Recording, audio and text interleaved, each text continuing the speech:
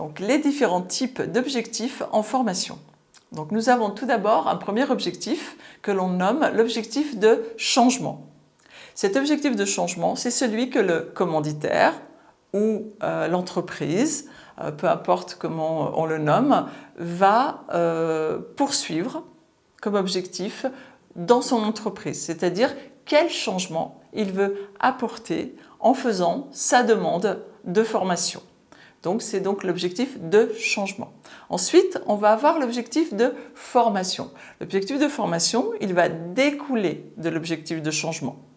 Donc c'est l'objectif qui va être défini entre le commanditaire, donc le client, et l'OF, l'organisme de formation, si c'est une entreprise qui commande un organisme de formation, ou entre l'OF et le formateur, par exemple.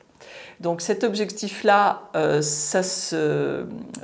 va donc concerner ce que l'apprenant sera capable de mettre en œuvre quand il va revenir dans l'entreprise.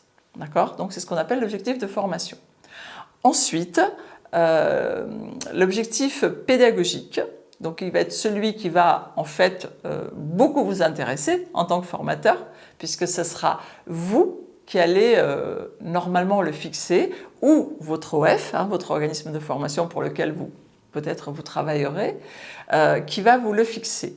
Et donc cet objectif pédagogique, il va concerner ce que l'apprenant va être capable de réaliser en fin de formation. D'accord ? Contrairement à l'objectif de formation qui, lui, concernera ce que l'apprenant sera capable de faire à son retour dans l'entreprise.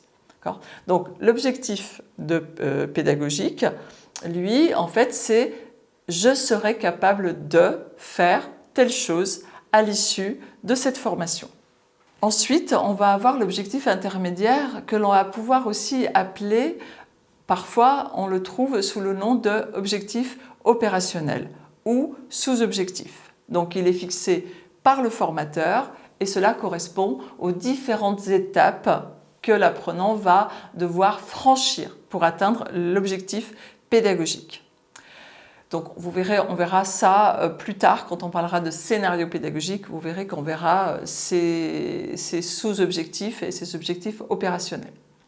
Donc les objectifs, ils doivent être factuels, observables, mesurables, et on doit pouvoir avoir un résultat. C'est-à-dire que le résultat, il peut être mesuré, il peut être observé.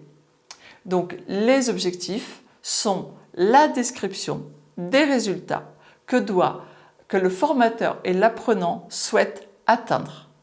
Donc ce sont ce qu'on appelle vraiment les objectifs pédagogiques. Donc ces objectifs pédagogiques ou l'objectif intermédiaire, c'est la même chose, ce sont des objectifs qui sont rédigés en verbe d'action, d'accord ? Puisque ce sont des compétences, donc on est capable de réaliser.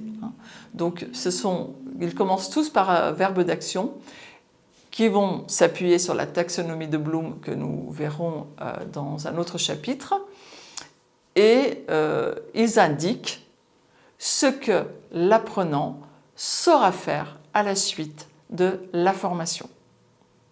Donc, je récapitule.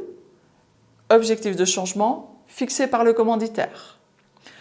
Objectif de formation fixé par l'OF suite à l'étude de la demande, à l'analyse de la demande du commanditaire. Ensuite, objectif pédagogique qui va découler de l'objectif de formation. Et ensuite, on aura des objectifs intermédiaires ou opérationnels qui, eux, vont venir donc compléter les objectifs pédagogiques. Ce que vous pouvez retenir dès maintenant, c'est que l'objectif intermédiaire est au service de l'objectif pédagogique, que l'objectif pédagogique doit être au service de l'objectif de formation, et que l'objectif de formation doit être au service de l'objectif de changement.